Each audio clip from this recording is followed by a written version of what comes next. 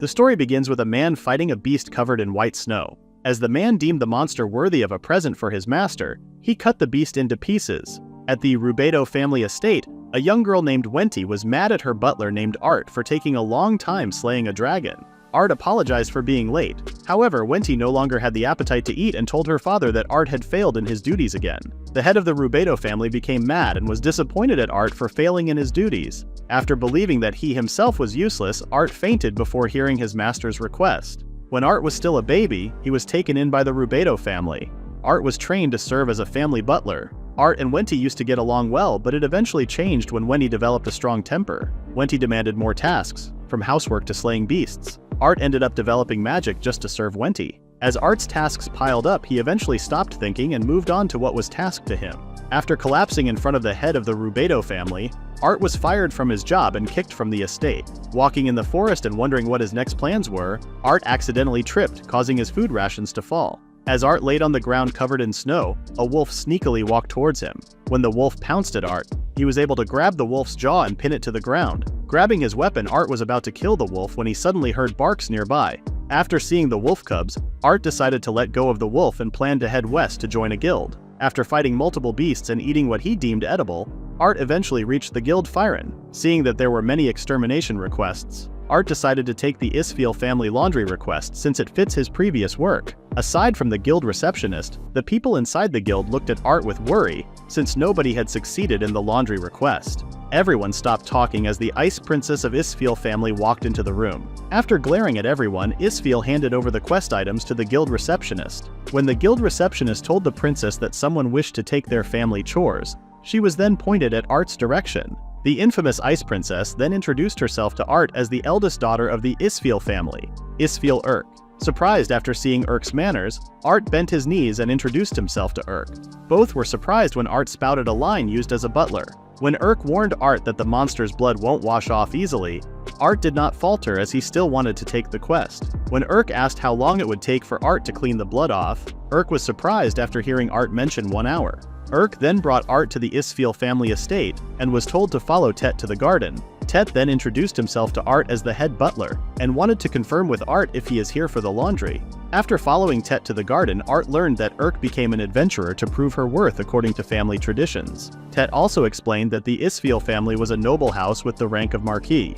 After learning the Isfiel family history, Art found their ways quite harsh. After bringing Art the laundry and explaining to him how long the cleaning would take, Tet was surprised that Art did not even show a worried look. When Urk finally arrived at the garden, he asked Art if there was still blood on her face as he stared at her for so long. Finding Art strange, Urk smiled before bidding Art good luck. Seeing the difference between Wenty and Urk, Art took off his coat and started cleaning the clothes. The other helpers wondered if Art was fine and offered help. However, Art told them he was fine and proceeded to show his magic in clearing the clothes. Urk was amazed as she had never seen such kind of magic before. It was the type of magic that Art developed in doing all of his chores, his very own original domestic magic. Urk found the bubbles that are coming out of the clothes beautiful. After hanging the clothes, Tet and the other helpers were amazed as the clothes looked brand new. Since Tet was curious about what methods Art used, Art asked them if they had heard of slimes, as he explained how the slimes absorb and digest anything they touch. From that same principle, Art created the digestion spell. Art then replaced the digestive fluids with detergent to clean things. The maids found Art's creation ingenious. As Urk stared at Art, he and Tet were surprised when Urk apologized for doubting him. Urk was amazed at how fast Art finished the laundry, while she had made everyone work for as long as it needed. Art was surprised when Urk asked if it was okay to call him again. Triggering a memory he had with Wenty, Art bent his knees and told Urk that he would do whatever she commands. Urk touched Art's face and clarified with him that what she asked wasn't an order but rather a request. Art liked that word request as he was used to being given orders constantly. However, being told of a request gives him the right to decide for himself. Art smiled as he now decides to live for his own life moving forward. Art was surprised when he saw Urk right after he opened his eyes. He then became confused as he wondered where he was. Art was now worried as he couldn't remember why he was on a bed. Art covered his face with a pillow as he was embarrassed after realizing that he was in Urk's room. After being asked by Urk if he didn't remember, Urk explained that Art collapsed after doing the laundry. Art exhausted himself from doing so much laundry. Art couldn't believe it himself that he pushed himself too far using magic alone. When Urk asked if he was okay, Art responded that he was now much better. However, Urk knew Art was lying since he looked so pale. When Urk showed Art his reward for cleaning the clothes, he was surprised after being handed a chest full of treasures. When Art responded that he does not have plans elsewhere, Urk gave him a new set of clothes to which he was very grateful. Before complimenting how Art looked in the suit, Urk mentioned that the suit is clothing prepared for servants as she wishes to employ him. Art thanked Urk for her generosity as he would gladly serve her. However, Urk asked Art to stop with the formalities as they are of the same age. After agreeing to Urk's terms, they then headed for breakfast. Art then whispered to Tet, asking him why Urk was acting so nice. Tet assumed that Art had heard of the rumors circulating in the guild. Tet then explained why Urk was known as the Ice Princess. There were many nobles that despised the commoners. Urk absolutely despised those kinds of nobles and could not stand being in the same presence as them. Urk was a kind person as she sees the same perspective as the commoners. At the dining area, Art was greeted by the head of the Isfiel family, Isfiel Ramon. As Ramon and Art got comfortable with each other, Urk noticed the dark circles under her father's eyes getting worse. Urk suggested her father see a doctor. However, Ramon does not want to consult a doctor for only dark circles as he assumes that it was due to not sleeping properly in the house. Ramon and Urk got into an argument over Ramon's health. Ramon immediately changed the topic and told everyone that he missed the imperial beds as he felt like sleeping on clouds. Everyone was surprised when Art offered to make Ramon an imperial bed. Seeing everyone's reaction, Art wondered if he said something wrong. Tet explained that only a craftsman with decades of experience could make a royal bed. At the shortest, Tet believed that one could make it in a year. When Art mentioned that his previous master had told him before to make it from a glance, Ramon found it intriguing and offered 10,000 gold to Art if he really could make one. Hearing the head of the Isfiel family making a humble request, Art felt nostalgic since it has been long since someone depended on him. When Art mentioned that he first needed some great blackbird feathers, Urk found it to be dangerous and decided to tag along with Art. As Urk and Art were setting up bait for the great blackbird, Urk wondered if the quality would be the same since the feathers of the blackbird were extremely hard and dirty. Art asked Urk to relax and reassured her that whatever the people needed him to do, he would handle it to the best of his abilities. Though Urk trusted Art in making the imperial bed, she was still worried about him since the blackbird is a B-rank monster. When Urk offered to defeat the monster, Art refused her offer and wished to do it himself. Art found it very strange that the blackbird hasn't roamed around the area yet. After hearing the great blackbird's roar, the two realized that the blackbird was above them. As the blackbird broke their cover, Urk tried protecting Art from the monster. However, her normal attacks do not deal serious damage to the monster.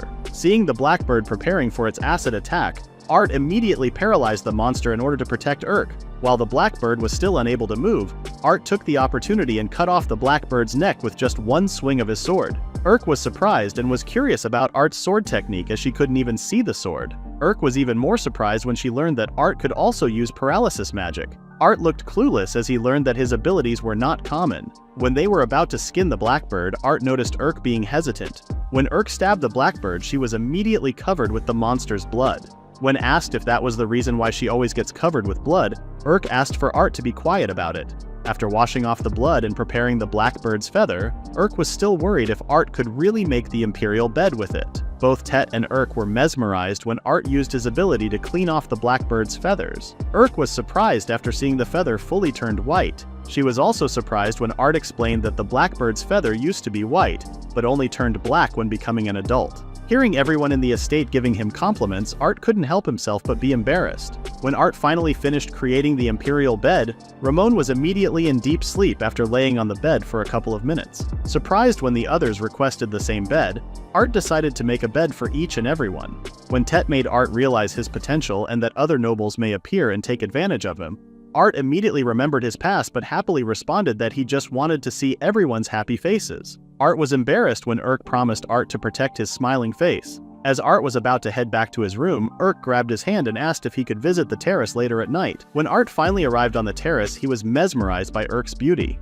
As Art initiated the conversation, he was surprised when Urk mentioned that all the wonderful things happening to them were because of him. When Urk asked Art where he was from exactly, Art remembered that he had never mentioned it before and wondered if it was okay to bring it up. Urk reassured Art that she would always be on his side no matter what he said. Art felt glad and told Urk all about his time with the Rubedo family. Hearing Art mention his debt to the Rubedo family and blaming himself for failing their expectations, Urk was curious if Art really thought it was his fault. When Urk asked Art to be honest with himself, Art hesitated, though he knew that with Urk it would be fine. Urk then shared that she hated being called the Ice Princess. The Isfeel family was always prestigious amongst the nobility, even for a marquis. However, Urk never gave much thought to her family's position. Urk only wanted to be friends with everyone, but was disappointed when she heard her friend and her father trying to use her for their own greed, though nobility of higher ranks held incredible power.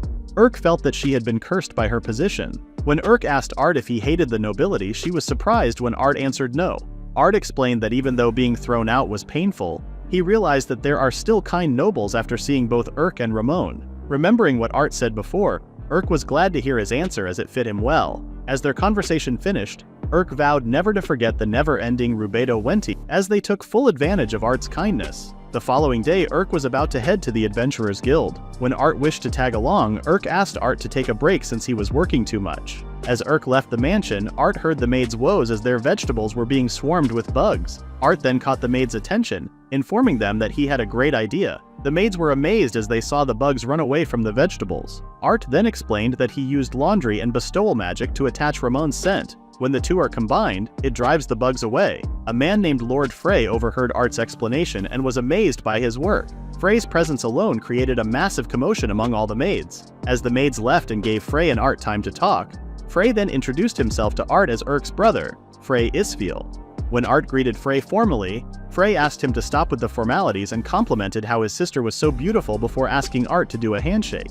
With just a handshake, Frey sensed something from Art and immediately asked him for a duel. Art later realized that Frey's hand was so cold. Frey coldly stared at Art as he waited for Art to show his hidden power. Art asked once again if Frey really wished for them to duel.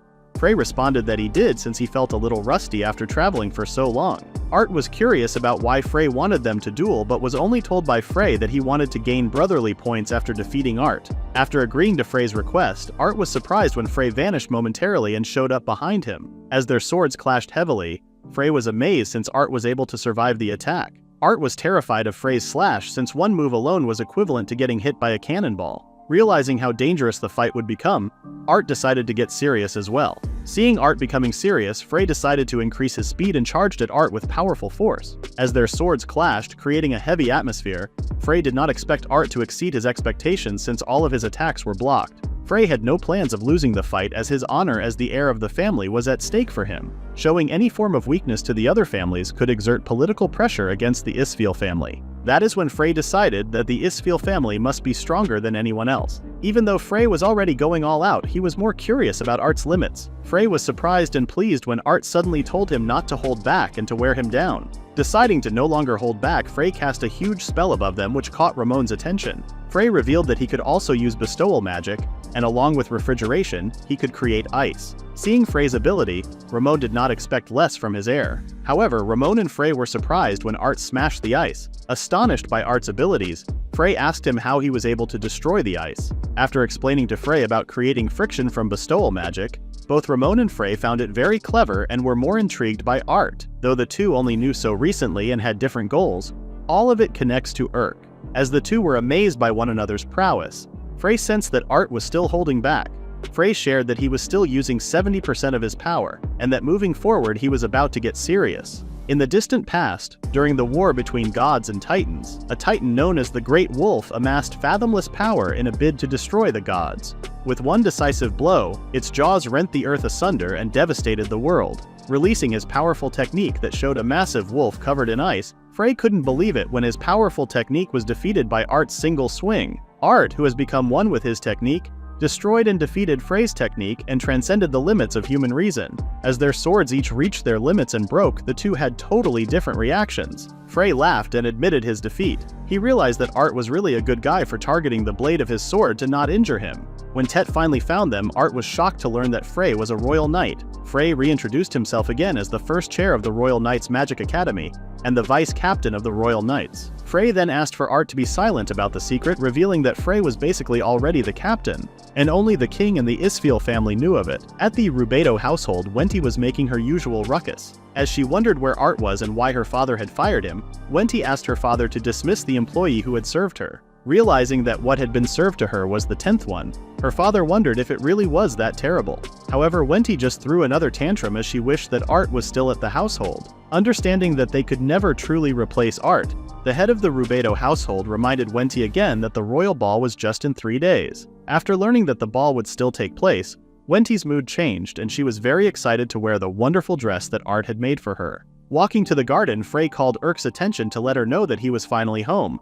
However, instead of being happy, Erk found it annoying. Frey was disappointed when Erk greeted Art instead and asked him about the request that he had handled. Seeing Erk compliment Art and giving him such high regard, Frey was annoyed and asked Art for another duel. Hearing Frey's words, Erk assumed that Frey was bullying Art. Even though Frey tried explaining to Erk, he immediately felt defeated when Erk told him she hated him. When Ramon finally arrived, he asked Frey to apologize so that the issue would end. Frey then mentioned that he had a message to deliver. When both Erk and Ramon asked if it was regarding the event, Art was curious and wanted to know what they were talking about. After explaining to Art about the royal ball, Erk shared her displeasure at being forced to attend the ball. Unfortunately for Erk, her presence was requested by the Duke, which meant that she had no choice. Both Frey and Tet apologized to Erk as they could not attend the ball with her since they were busy with their own tasks. As Ramon wondered who could attend the ball with Erk, everyone's attention was immediately drawn to Art. When Erk mentioned that she would go if Art was coming with her, Tet was in favor of Art going as he was the perfect fit to be Erk's bodyguard and a representative for Frey. Realizing that he would again be useful to Erk, Art accepted their request, which delighted Erk. When Erk decided to have her dress made, she felt uncomfortable when one of their maids pointed out that her body was growing. After hearing the maid's words, Erk was confused as to why Art's face popped into her head. When the maid mentioned that they needed to have the bust enlarged, Erk was embarrassed when the maid mentioned that they may need Art's assistance. While the maid continued teasing Erk, Ramon and Frey, on the other hand, discussed a different matter. Frey mentioned that eclipse locusts were happening again. Ramon was worried about the land and their livestock as the locusts would destroy everything. Ramon was more saddened after learning that the eclipse locusts had already begun and had already struck Paul. When Ramon asked for Frey's opinion about Art, Frey had a good opinion of Art, to which Ramon also agreed. Frey found it very fortunate that they found Art as he thought of the bed Art made, dangerously comfortable. As Ramon mentioned that he would deal with the locusts himself, he then asked Tet to give him the report about the Rubedo family. Tet reported that a former staff member told him of a dark rumor. It was said that the Rubedo family has access to large sums of money from unauthorized sources. Ramon only hoped that nothing would happen. As Erk and Art were about to head to the ball, Erk shared how she finds nobles quite troublesome. To break her saddened look, Art told Erk that she looked beautiful. After telling Art to stop with the compliment, Erk was embarrassed when Art kneeled in front of her as he vowed to protect her. Art's action eased Erk's worries. Art has decided for himself that he would no longer be anyone's puppet. In front of the mansion, Art could see the worry on Erk's face. Using the cleanse and enchant perfume, Art was able to calm Erk down. As the two went inside the mansion and joined the party, all the nobles complimented how beautiful Erk looked. Seeing Erk getting uncomfortable, Art reassured her that he was there for her. After calming Erk down, they then heard the music playing, which prompted Art to ask Erk for a dance. As the two danced on the floor, Erk was surprised at how good Art's dancing skills were. A mysterious young lady spotted Art on the floor and immediately hugged him. Surprised to see the young Princess Leah, Art asked her to release him. After sharing how Art saved Leah from a dragon's wrath and was her knight in shining armor, Erk made her presence known to Leah. When Erk asked Art about what just happened, Art couldn't explain it himself as he also did not know. When Leah asked for them to go to a quieter place, everyone's attention was immediately directed at Wenty, who had just recently arrived. Boasting the dress that Art had made for her, Wenty asked her father which noble he had picked to be her fiancé. When her father pointed at the fat noble who was stuffing himself with food, Wenty was shocked and insulted the fat noble. The head of the Rubedo family immediately slapped Wenty to stop her insults. After apologizing to everyone for the commotion, Wenty couldn't believe that her father would lay a hand on her. Scared of the man she was about to marry, Wenty ran away. Erk, on the other hand, was curious about how Art and Leah were acquainted. Realizing that Art was just really nice to everyone, Erk became curious when Leah asked if Art liked what Leah had sent her. When Leah boasted that she sent a large number of gold bars, Art became confused as he did not remember such a thing. Leah did not want to miss her opportunity with Art and asked him if he was free after the ball, while Leah and Erk argued about who Art should go with. Wenty, on the other hand, was running away from her father and her fiancé. Wishing for Art to save her, Wenty's attention was drawn to the commotion Erk and Leah were making. After seeing Art in the ball, Wenty called for him with anger in her eyes. 8 years ago, when both Art and Wenty were still kids, Wenty was bullied by everyone and called various names. When Wenty asked Art to punish those who were mean to her, Art tried reasoning with her, telling her that she was a nice person. From then on, Wenty was mad as Art did not even try to save her. Back in the current time, Wenty asked Art where he was and if he had quit being her butler. Art was nervous and couldn't talk back to Wenty. When Wenty told Art that they were now leaving, Urk stopped her, as she could tell that the rumors about Wenty were true. Curious about Urk's identity, Wenty later realized that she was talking to the Ice Lady and immediately apologized for her discourtesy. When Wenty asked Urk why Art was acquainted with the Marquis family, she was only told by Urk to stand down and leave Art alone. However, Wenty was hard to persuade and responded that the decision was for Art to make. Art did not expect to meet Wenty when he decided to go to the ball. But when he heard Wenty mention that her orders were absolute, Art became nervous and could not speak properly. Seeing Art in an uncomfortable situation, Leah asked Urk if she knew about the story of Hiyoko. After explaining to Urk the similarities of the story to Art's situation, Leah told Urk that Art was not being dominated by his fear of Wenty. Hearing that Art was trying to retain his sense of self while returning to who he was in the past, Urk couldn't believe that Art, who can do almost anything, was listening to Wenty's orders. Learning that Art would rather listen to someone who would trample others and use them until they're all worn down, Urk asked Art why he would lie to her. Leah asked Wenty about the mountain of gold he had sent for Art. Wenty tried to feign ignorance but could not hide it anymore when Leah informed her that Art had already told her. When Wenty mentioned that all of Art's belongings were also hers, she tried asking for Art's confirmation. However, Art himself was still unable to talk. Wenty tried to manipulate Art once again to escape Leah's accusations. Art was now in a spiral as he tried to avoid causing trouble for Urk and ended up assisting Wenty. As Art showed a cold look, Urk asked Art if he remembers the first time he had helped her with his washing magic. After reminding Art of all the good things he has done for the Isfil family, Urk asked Art to rely on her for once. When Wenty saw Art stopping, she told Art not to listen to Urk's words. However, Urk asked Art for another request, which was for Art to stop lying to her. As Art turned around, he felt somewhat released from Wenty's orders. Hearing Urk's request, Art felt that he was the worst for betraying the trust of all the kind-hearted people who had helped him. Knowing that he was about to betray Urk, Art tried to reach out to her but was dragged by Wenty as she no longer wished to stay in the mansion. Realizing that he had disappointed the only person that accepted him for who he was, it was then that Art knew he had failed as a butler. Art no longer wanted to lie to Urk. He then apologized to Leah and told her the truth. While everyone had a different reaction to Art's honesty, Art told Wenty that he was expelled from the house and was no longer her butler. Wenty tried ordering Art to stop talking. However, Art could no longer be manipulated as he told Wenty that he was now Urk's butler.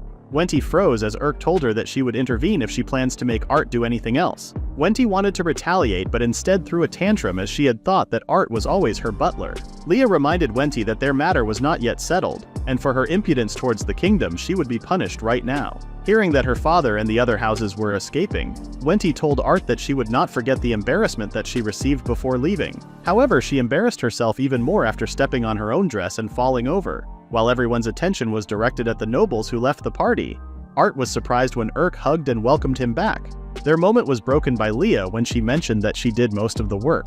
The two then continued with their argument but were abruptly stopped when Urk was told that terrible news was about to land towards her home, as a large number of black bats were approaching. Art was introduced to Peters, the guildmaster. After their introductions, Peters then told everyone that they shouldn't be too relaxed, as the locusts were much more dangerous than they think. Peters revealed that 20 years ago, the locusts started getting imported to a famine-struck kingdom. Because of their black and hard shells, the locusts do not die easily. Art remembered in the royal capital books that there was a swarm of between 100 million to a billion locusts. After sharing that the other cities had already been decimated, Ramon knew that there would always be a substantial amount of damage. However, Peters told them that this time was different, as there are now around 500 billion locusts. Surprised to learn the actual numbers, Ramon and Tet guessed that the pure Queen Batter's manifestation has shown up. Urk was confused about what they meant. Peters explained that black ones are the common ones while the white and large ones are what they call the pure. Knowing that it was ranked as the most dangerous, Peters wanted to defeat the pure right away, but was hesitant since its power was strong enough to destroy a whole country.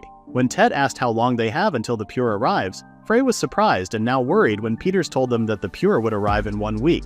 Another problem for them is that if the swarm would continue to take the exact route, then the royal capital Drad would eventually end up getting attacked. When Art offered a suggestion, Peters was doubtful of Art but was supported by Urk and Ramon as they wished to know Art's suggestion. When Art showed them his lemon water and explained that he could apply bug-repelling magic to it, Peters thought of it as a joke.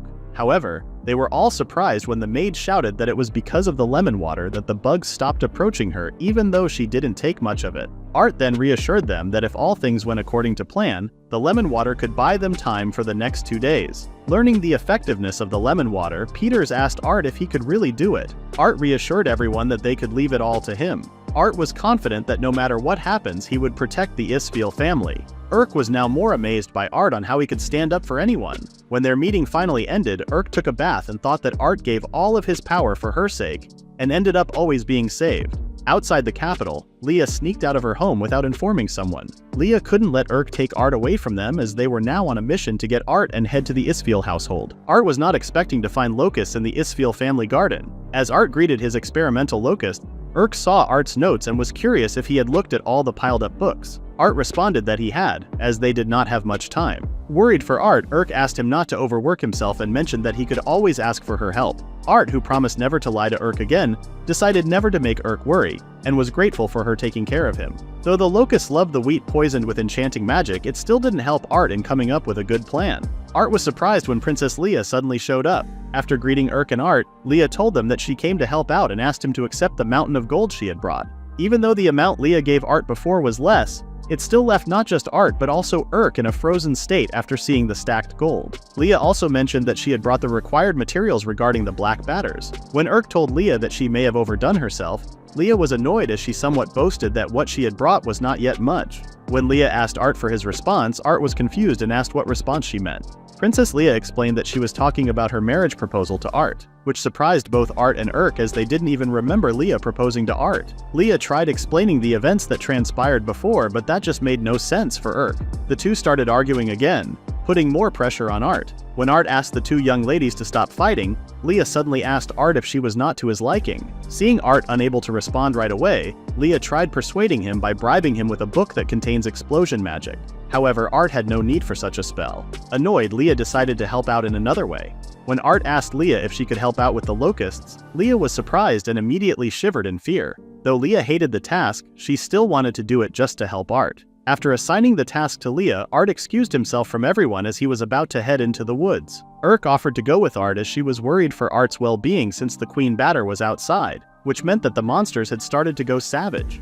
Art reassured Urk and told her that he was just going to get adventurers from the guild to help with the situation. Art pointed out that even though it was reassuring if Urk came along, Leah needed someone to watch over her. Thinking that she was once again being protected, Urk disappointingly agreed with Art. Seeing how the two were getting close, Leah felt dejected, which Art noticed and told her that she would receive a reward for looking after the princess. When Art finally left, both Urk and Leah read the books and observed Art's experimental locusts. As they observed the locusts' passive behavior, Urk reminded Leah that it was about time to feed the locusts. Seeing the locusts eat anything, Urk wondered where Art was now and if he was okay. Thinking like a loving wife sending her husband off to battle, Leah wondered why she had to wait along with Urk. As the two talked about the task given by Art, Urk changed the topic and asked Leah about the gold embezzlement incident. Leah revealed that they were planning on imposing an appropriate punishment on the wrongdoers, and would most likely imprison them.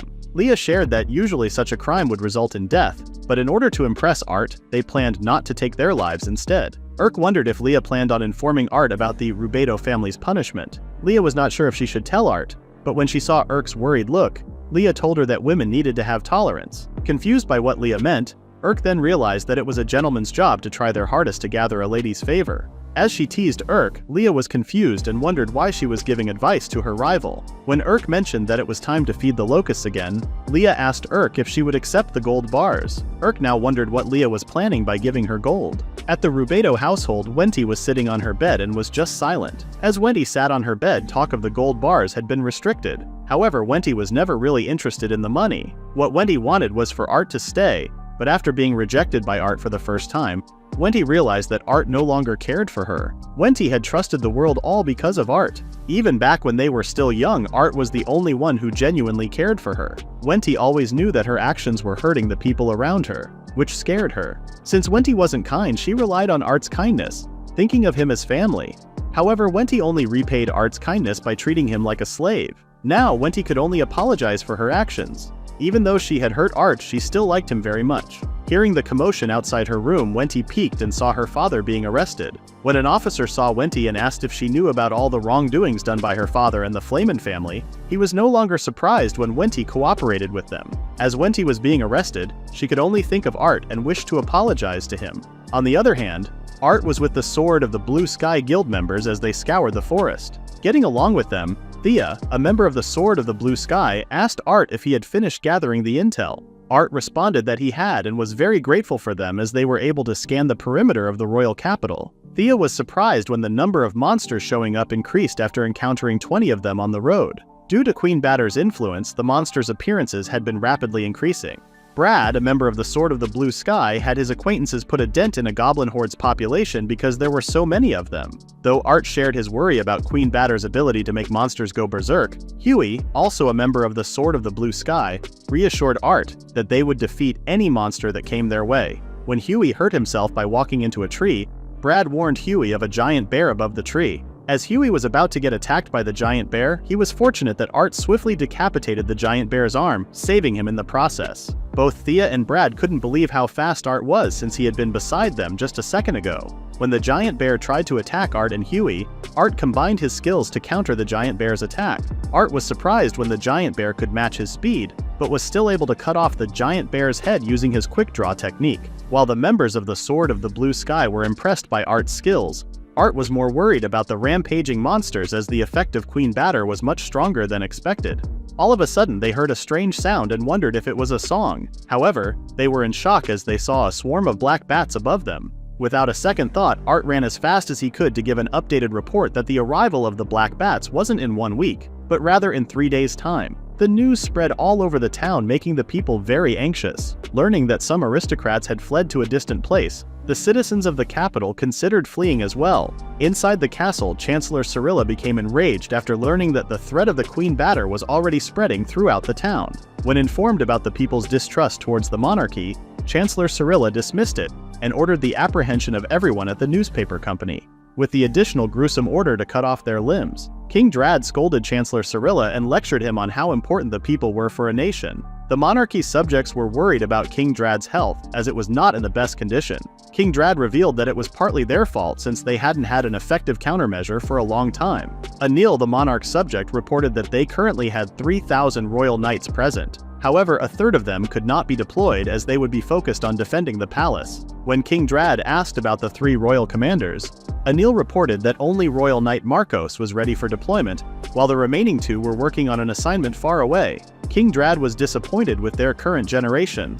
As the Drad household had fought numerous demons and helped develop the country, King Drad did not expect that a single monster could endanger a whole nation. While King Drad was making every effort for the sake of the nation's future, he noticed that he hadn't seen Leah and wondered about her whereabouts. After Anil reported to King Drad what Leah had done, the king became worried about Leah's well-being. At Art's laboratory, Art was surprised to see Locust 1 glowing. It was then revealed that Leah gave a gold ingot to the Locust just for fun. When they saw the outer shell change, they were somewhat persuaded by their greed to feed it with more gold. As Urk and Leah trembled and apologized to Art for what they had done, they were surprised when Art suddenly hugged and thanked them for their work.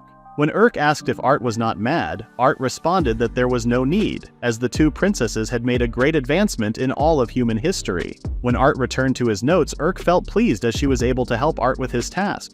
Urk then realized that all the credit goes to Leah and not her. Realizing that Art came back safe and sound, Urk planned to show her appreciation. When Urk was about to hug and congratulate Art, they were surprised when Leah suddenly shouted. Worried about what happened, Leah explained that she was just so happy thinking that she was finally able to help Art. When Art asked Leah to stop crying, Leah requested to pat her head first. Seeing how Art patted Leah's head, Urk couldn't believe Leah's stubbornness. Tet opened the door and apologized for disturbing them. As Urk teased Leah, Tet, who wore a serious look, informed them that there was a situation they needed to take care of first. In the presence of the Royal Knight Commander, Art accurately deduced that the man before him was Frey's superior due to his imposing strength. Peters was taken aback upon seeing the Royal Knight Commander, assuming they were occupied with cleaning up the wreckage in the city. After confronting the A-rank monster that frequently emerged near the Imperial capital, Royal Knight Commander Marcos promptly approached Peters and the others. When Art attempted to introduce himself, he was surprised and bewildered when Marcos instructed them to stay out of the matter.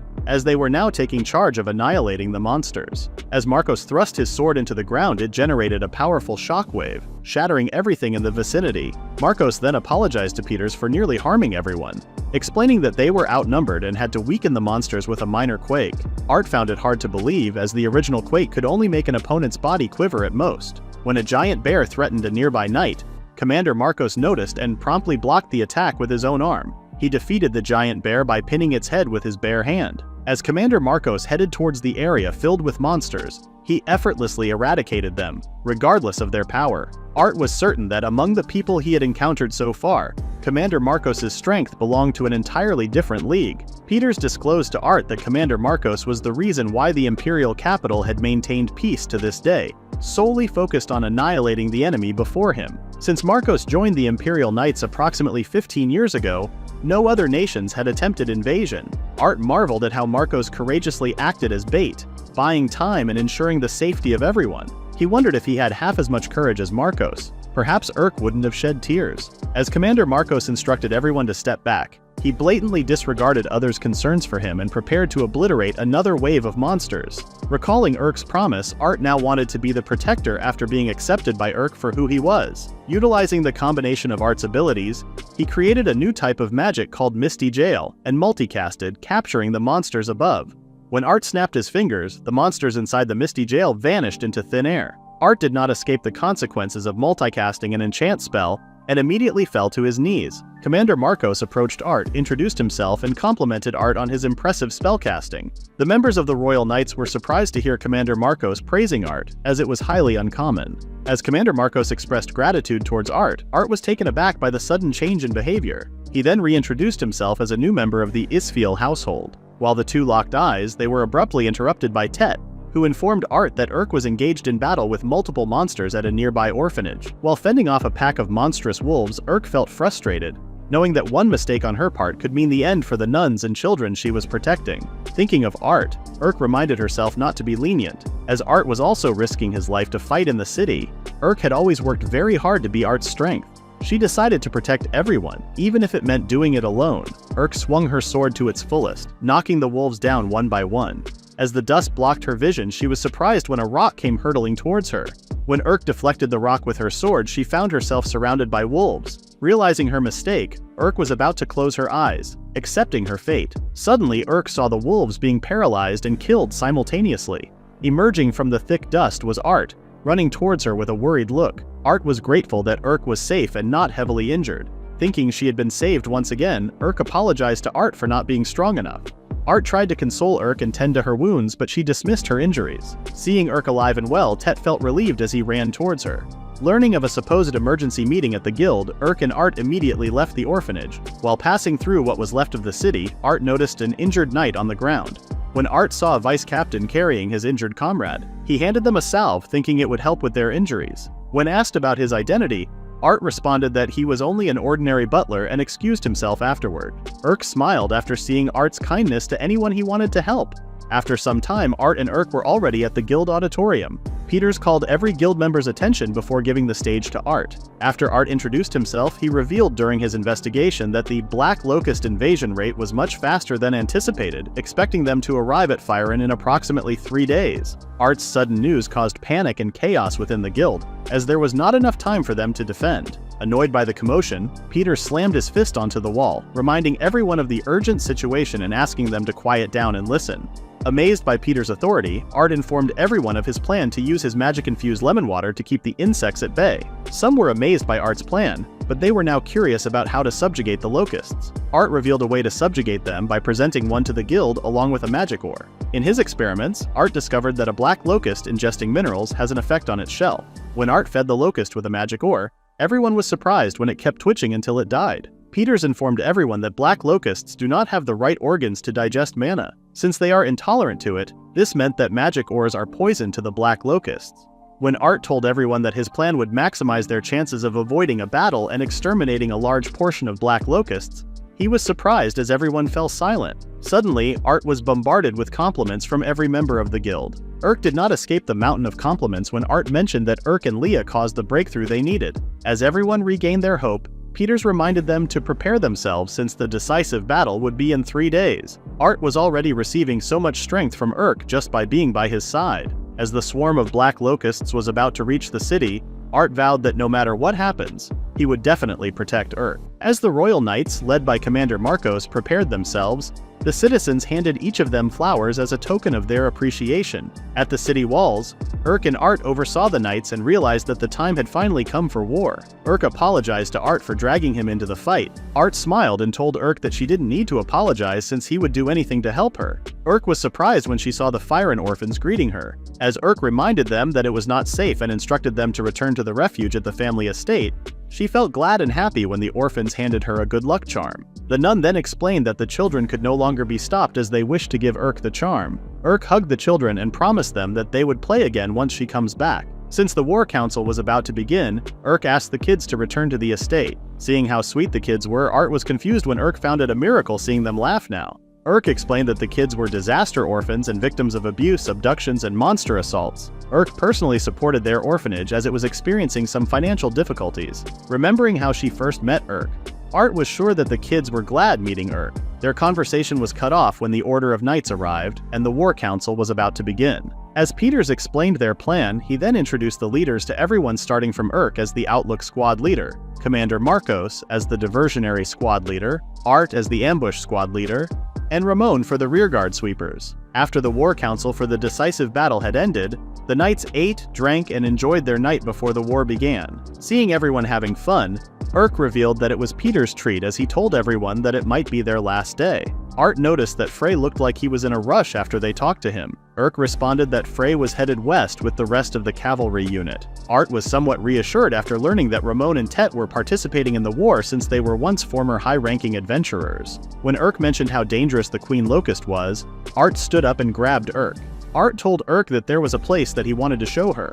Urk was confused when Art brought her to a crystal firefly breeding ground. Knowing that they had different roles, Art apologized to Urk for not fighting side by side. When Urk asked Art if he was going to single-handedly defeat the Queen Locust, Art was caught off guard and responded that she was correct. Knowing that Art would defeat the Queen Locust no matter what, Urk grabbed Art's clothes with worry. Art asked Urk if she still remembered what they talked about on the terrace. Art expressed how happy he was when Urk accepted him for who he was. Art wished that he could be by Urk's side during her happy days, as it was the first time he genuinely felt like he wanted to protect someone. Urk was surprised when Art suddenly hugged her and apologized for making her worry. Art mentioned that he was a butler, and it was his life's purpose to do his very best for his master even if it would cost his life. Surrounded by the crystal fireflies, Art promised that he would return to Urk by her side. The feelings Art kept close to his heart ignited a flame of hope in his chest. Art hoped that Urk might be blessed with overflowing happiness with his determination as a butler. It was thanks to Princess Leia, who prepared large quantities of magic ores and wheat flour,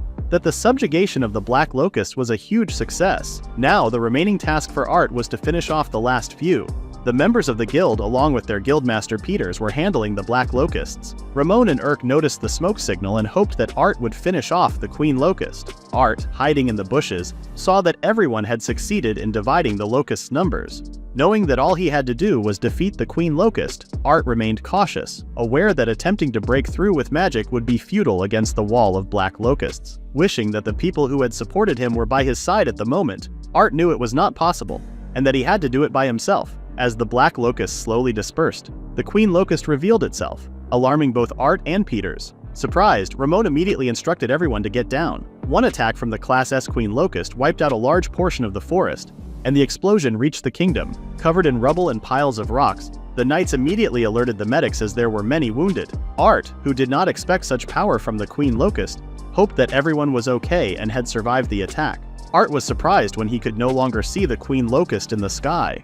Everyone was frozen in fear as huge monsters now appeared in front of them. Seeing such dangerous monsters made Art think that the giant bear and the other monsters that showed up in the raid were nothing more than the Queen's test runs. As Art pulled his sword, he vowed to save everyone with his own hands. Inside the home of the Imperial family, Leia reassured King Drad that everything was fine. King Drad then requested Leia to sing him a song as he felt pathetic being ill and bedridden during a crucial time for his kingdom. Thinking that her father still somewhat acted like a child, Leia agreed to King Drad's request to sing him a song and reassured him that her supposed future spouse, the world's strongest butler, was at the war fighting for everyone. As Princess Leia started singing for her father, Art began decapitating each of the monster's heads and limbs. With swift movements, Art could produce multiple slashes in just a few seconds. As Art became more focused on annihilating the monsters, Urk prayed for Art's safety. Ramon asked Urk to stay alert as there was already a swarm of monsters near them. The soldiers felt fear after seeing the numbers of the monsters that had shown up. However, Urk gave them the guidance and fighting spirit needed to fight back against the monsters in front of them. With commands coming from Urk, they were able to put the monsters at bay. Urk was grateful for learning the art of war at an early age, as it had proved to be advantageous to them. Ramon was glad that Urk stayed in the fort with them, but when Urk responded that it was her wish to stay, Ramon asked her why she was lying. Confused at what Ramon was talking about, Urk received wisdom from Ramon and was told that the most important thing was to look within herself and never lie about her own feelings. Ramon and Tet asked Urk to follow her heart and leave the defending to them. Urk's wish was to protect her beloved city and its people. To make that wish come true, Urk gave everything she had. However, she knew that she did not possess the strength like the veteran warriors.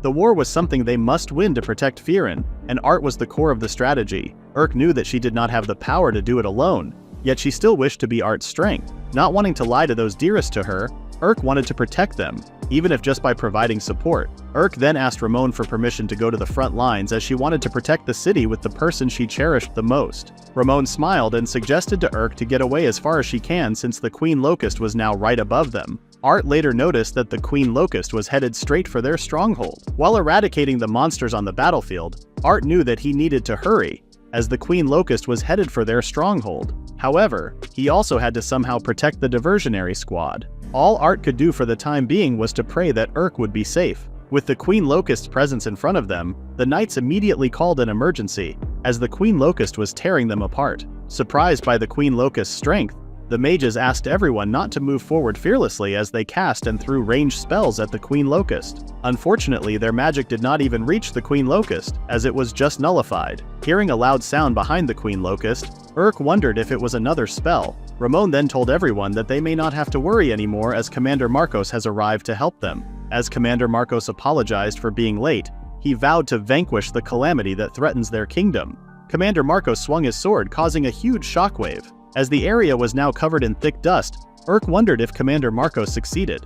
However, she was surprised upon seeing Commander Marcos being impaled. As Art was getting tired of killing the monsters, he still couldn't decide if he had to leave the diversionary squad. When a monster was about to hit Art, he was surprised and fortunate that Peters came to save him. When Art heard a familiar voice, he immediately turned around and saw Frey along with the other royal knights. Realizing that what Commander Marcos had told them before was correct, Frey instructed the knights to prepare themselves as they were now going to join the war. While Peters, Frey, and the rest of the royal knights handled the monsters on the battlefield, Art was told to head over to the Queen Locust. Art was still unsure if it was the right idea, but Peters gave him an order to go as he does not want to look after a kid like him. Frey then reminded Art of how powerful his primordial magic was, and that he was no longer needed on the battlefield. As the other members of the guard were slowly showing up, Peters told Art that he was not fighting alone and that he was not the only one fighting and protecting the city. After observing his surroundings, Art finally realized Peters' words and agreed to head to the Queen Locust and fight alongside the person he cherished the most. Determined to defeat the Queen Locust, Art, along with everyone else, promised that they would come back home alive. While Art ran as fast as he could to the Queen Locust, Urk herself was the only one left standing and fighting the Queen Locust. Finally experiencing the power of an S-class monster, Urk knew that a moment of hesitation could mean death.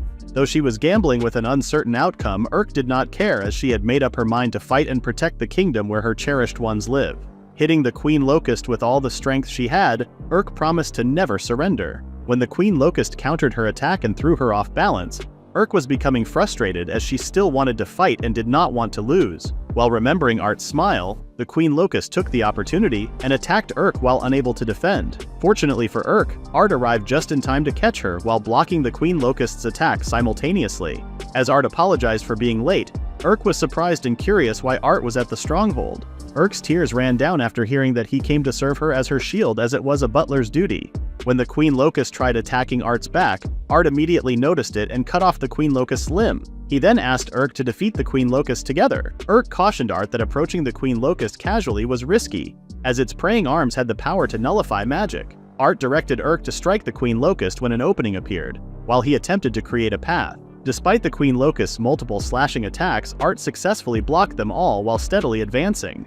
When the Queen Locust seized an opportunity to strike Urk with a powerful attack, Art foresaw the move and evaded it. Taking advantage of the Queen Locust's missed attack, Urk seized the opportunity and delivered a solid blow to the Queen Locust. Urk marveled at Art's incredible skill, disrupting the Queen Locust's rhythm with just a feint. Enraged, the Queen Locust charged at them. Art capitalized on the Queen Locust's rampage, reading its movements with precision. Observing Art and the Queen Locust simultaneously attacking and defending, Urk was amazed at the equal exchanges, thinking she would find another opportunity to strike. However, Art and the Queen Locust's battle surpassed her comprehension. During their clash, the Queen Locust summoned a swarm of black locusts as their weapons clashed. Recognizing the Queen Locust's momentarily lowered guard, Art swiftly used his skill, Air Rending Wave, to disrupt the Queen Locust. As thick dust covered the area, Art decided to charge at the Queen Locust. Fortunately, he spotted the Queen Locust's attack and dodged just in time. Urk was surprised that the Queen Locust still had a move up her sleeve, feeling an immense fear and questioning if it was just an illusion. Art warned Urk of an impending threat, and she trembled with fear. When the Queen Locust revealed a new form, Art and Urk became more cautious, anticipating its full power.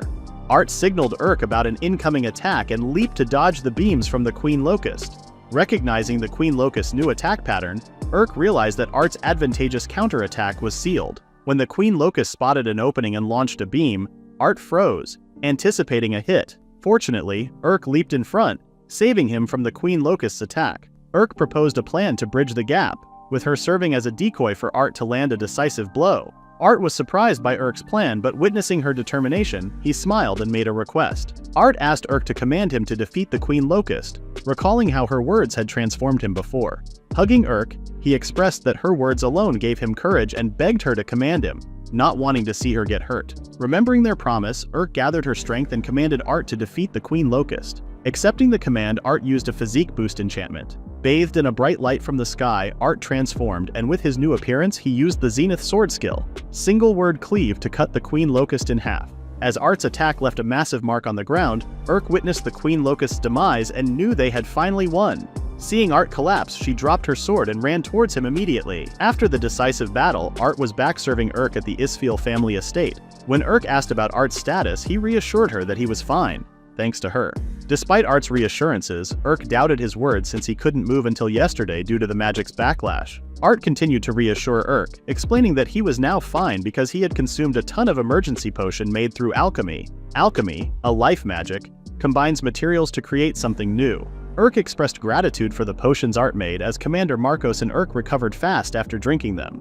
When Urk asked Ramon what he wanted to discuss, everyone was surprised when it was revealed that Art was being granted nobility. Confused about the meaning, it was later explained to Art that after defeating the S-class monster and saving the kingdom, he had received a reward. Princess Leia was still upset, as they had only given Art the title of Baron and not Viscount. Art was still somewhat puzzled after receiving the good news, but all he could think of was that he was now the same as Urk and Wenti. Art smiled and finally accepted that what he had accomplished indeed was enough for him to warrant such a reward. Happy to learn that Art was now a noble, Urk was surprised when all the cookies suddenly vanished. Ramon mentioned that they could have more cookies prepared, but they needed flour and sugar. Ruger comes from sugar flowers, and sugar is a luxury to have. Due to the effects of the black locusts, the prices of sugar have skyrocketed. They had hoped to mass-produce sugar. Unfortunately, monsters and insects were still in the way. Everyone was surprised when Urk suddenly told them that she has a solution for the sugar problem. When asked what the solution was, Art mentioned that he would just be using alchemy. After Urk asked for the sugar flower farmers to gather, Art then introduced himself and immediately started the sugar flower persuasion operation. Art then presented to everyone the fertilizer locusts. By feeding them ore that had been improved through alchemy using properties of the black locusts, the fertilizer locusts transformed from pests that ate crops into beneficial insects that produce fertilizer. After hearing Art's explanation, the sugar flower farmer introduced himself before crying in front of Art as he saw him as a good man. The farmers then wished to cooperate, willing to pay whatever it takes. Art refused their money and only wanted an agreement from the farmers to share until they could stabilize the supply. Urk then floated the idea of hot springs to everyone. When Art mentioned that they can create it using alchemy, the farmers showed interest and wished to join as well. After finalizing the plans, Art wanted to confirm with Urk if the orphanage was still selling potions, as they would need it to make the hot spring. At the orphanage, they were greeted by Sister Rax. After Art introduced himself, Urk then told Rax that she would place a recurring order for her potions. Rax wondered if she would be fine since the potion cost 200 each. When Irk showed interest in buying potions that Rax currently had in stock, Rax was worried that the common people wouldn't be able to understand the use of potions. When Art shared that he once drank 10 potions every day, Sister Rax was surprised since drinking too much potion would lead to addiction, and in the worst-case scenario, he could die. When Art noticed that the potion was a high-density potion, he was curious why it was sold so cheap. When Sister Rax revealed that she was a dark elf, Art felt bad as he forgot that dark elves were discriminated against just because they're said to be close to the devil. When Sister Rax mentioned that merchants would say that products made by dark elves were disgusting, Irk was annoyed after learning what Sister Rax was going through and asked for the names of the merchants, so that she could teach them a lesson. The kids in the orphanage called for Sister Rax's attention as they were now hungry and complained that there was another leak in the roof. As Sister Rax promised to fix the roof, she told Art and Irk that she did not care what others would say about her since all she wanted was just to protect the kids. Art and Irk were surprised when they saw Sister Rax's appearance suddenly change. Art then offered help in fixing things in the orphanage. After some time, Art gathered everyone in the bathhouse as he presented to everyone the hot spring he was about to make using alchemy. Mixing the elements and ingredients all together, Art was able to create a high potion bubble bath. While Irk and the others were being captivated by the bubbles produced in the hot spring, Art then informed everyone that the room was for the ladies, and that they were now headed to another room. Irk then complimented Art as he had outdone himself once again. As the ladies tested the hot spring, they took their clothes off and soaked themselves in the warmth of the hot spring. The men had already tested the hot spring themselves, which the ladies noticed as they overheard them from the other room. Sister Rax was surprised since she has never met someone as kind as Art. When Irk shared Art's qualities, she was startled when Sister Rax accurately guessed that Irk was in love. Sister Rax gave Irk advice to be more confident in supporting Art since he was a wonderful person. Noticing that Irk was not the only one who was after Art, Sister Rax informed Irk that she would be accepting the potion request. As everyone was relaxing and enjoying their time in the hot spring, a mysterious man was holding Art's photo as he was so eager to get a hold of Art. While everyone was having a pleasant conversation, they suddenly received a visitor. The man then introduced himself as Flaverick, the owner of the Eternal Shop in the royal capital. Ramon asked what Flaverick's purpose in visiting them was, but before they discussed the purpose of his visit, Flaverick gave them many gifts. When Ramon asked about the reason for the gifts, Flaverick mentioned that he had heard about Art's powers and thought that he could be beneficial for business. Flaverick, captivated by the magnificent things Art created, even called it a work of God. When Irk told Flaverick that Art had no intention of using his power to make money, he was immediately disappointed. Art then asked Flaverick about the reason he started his business. Flaverick dramatically revealed his past experiences and portrayed the tragic ending of his mother and her request. As Flaverick tried to persuade Art with his words, Ramon immediately intervened and asked him to declare how much of the profit they would be getting, and state the rights concisely. Seeing how direct Ramon was, Flaverick did not expect less from the former minister. When Flaverick suggested a 50% share, Ramon immediately realized that Art's power would mostly be used. He raised the share to 90%, and the rights would be transferred to them. As Ramon suggested for Flaverick to back off and not drag Art, Flaverick pulled out a letter, making Ramon think of a threat. Flaverick explained that the letter was not about the Isfeel family but rather a secret of Art. He then threatened Art that if the secret gets out, it would damage the Isfeel family. Ramon had enough of Flaverick and showed him a second letter. After informing Flaverick that the letter was anonymous, Flaverick's expression darkened as the letter was definitive. Seeing the letter containing a confession of how Flaverick paid someone to get the information, Flaverick accused the letter as made up and not true. However, Ramon was not having it, and told him that he had already checked the facts. Ramon told Flaverick that he would overlook his disrespect towards him.